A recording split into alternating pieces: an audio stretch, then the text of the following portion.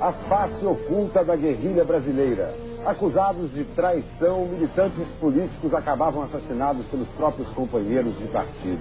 Eram os chamados justiçamentos, execuções determinadas em julgamentos sumários sem direito à defesa. Um homem que participava desses tribunais resolve contar suas histórias. Casos de um passado doloroso que só agora vem à tona. Você mata o seu amigo, você entrega seu pai, sua mãe. É isso que faz a guerra. Já utilizados em outros momentos da história brasileira, os chamados justiçamentos de militantes são retomados no início dos anos 70. É quando entra em declínio a guerrilha urbana contra o governo militar, implantado em 64.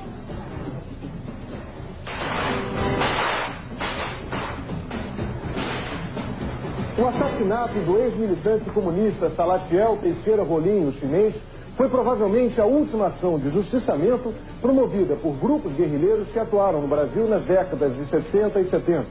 Acusado de desviar dinheiro do Partido Comunista Brasileiro Revolucionário e de delatar companheiros, Salatiel foi julgado e condenado por um tribunal revolucionário. A sentença foi cumprida na manhã do dia 22 de julho de 1973. A repressão baseada na tortura prende e mata os principais líderes guerrilheiros. O medo das delações aumenta nas organizações clandestinas. Um dos primeiros a ser justiçado é Carlos Alberto Maciel Cardoso, o Juca. O acervo da repressão, que está no Arquivo Público do Rio de Janeiro, revela que Cardoso foi preso em 71 e fugiu no dia seguinte. A pessoa chegou a reconhecer que tinha sido presa e tinha feito um acordo com a repressão de voltar para entregar a organização. Então a organização justiçou ele. No dia 13 de novembro, 4 dias depois da prisão, Cardoso foi morto num subúrbio do Rio. Terroristas que pretendiam promover uma revolução socialista no Brasil nos moldes do regime implantado em Cuba. Esses grupos eram formados por pessoas que hoje fazem parte da política nacional.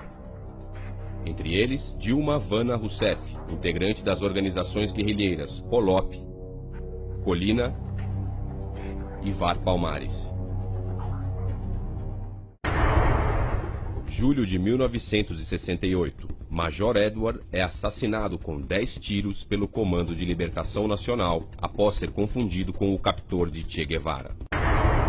Julho de 1968, Dilma Rousseff era uma das líderes mais ativas do Comando de Libertação Nacional. Qual o grau de envolvimento de Dilma nesse crime? A imprensa buscou obter essa informação, mas por determinação do Superior Tribunal Militar, o processo de Dilma, que antes era público, foi separado dos demais e trancado num cofre. Agora, véspera da eleição, o Brasil tem o direito de saber qual a participação de Dilma nesse e nos demais crimes de roubo, sequestro e assassinato. Não é possível que os brasileiros votem sem saber toda a verdade. São Paulo, terça-feira, 26 de junho de 1968. Um grupo de terroristas explode uma caminhoneta no QG do Exército em São Paulo. O bando utilizou 3 veículos, a caminhoneta e mais 2 Fuscas. Dilma Rousseff foi a mentora do ataque e ficou dentro do segundo Fusca, não saiu.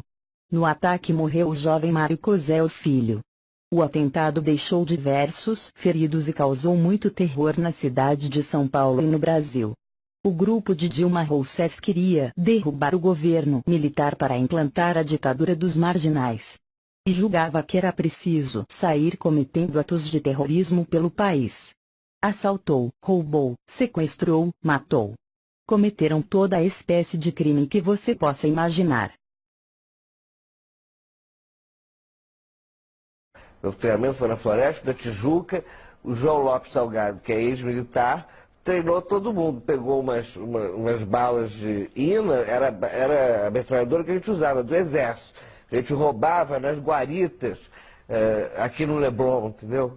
Bom, nós temos que fazer uma ação de propaganda armada que mobilize o povo, mostrar que é viável tomar em armas, desmoralizar um governo, era o triunvirato.